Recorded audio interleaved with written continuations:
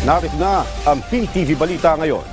Nasa 664 na barangay sa Luzon ang posibleng makaranas ng pagbaha at landslide na dulot ng mga pag-uulan ayon sa Mines and Geoscience Bureau. Sa pag-aaral ng MGB, 412 sa mga ito ay matatagpuan sa Metro Manila, kabilang ng ilang barangay sa Quezon City, Manila, Caloocan, Valenzuela, Malabon, Navotas, Marikina at Pasig, habang 252 barangay naman ang posible ring bahain sa Northern at Central Luzon tuwing malakas ang ulan, gaya ng ilang lugar sa Cagayan, Isabela, Zambales, Bataan, Apayao, Ilocos Sur at Kalinga. Kaugnay nito, posibleng umabot ng hanggang 100 mm o 100 mm ang rainfall o dami ng buhos ng ulan ang maaaring maranasan sa Metro Manila sa mga susunod na araw. Patuloy na pinapayuhan ang mga lokal na pamahalaan na maging handa at paigtingin ang disaster response ngayong tag-ulan.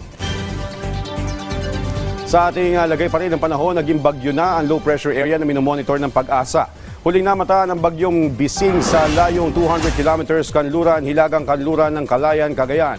Taglay nito ang lakas ng hangin na 45 kilometers per hour malapit sa gitna at pagbugso ng hangin na aabot sa 55 kilometers per hour.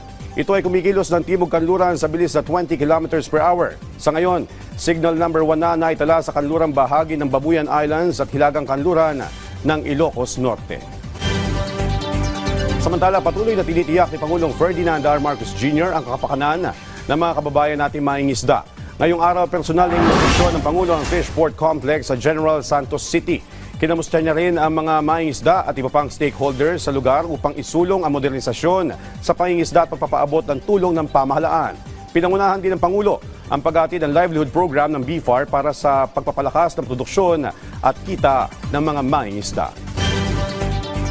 At yan ang mga balita sa oras na ito. Para sa iba pang updates, follow at ilike kami sa aming social media platform sa @PTVPH. Ako po si Joshua Garcia para sa Pambansang TV sa Bagong Pilipinas.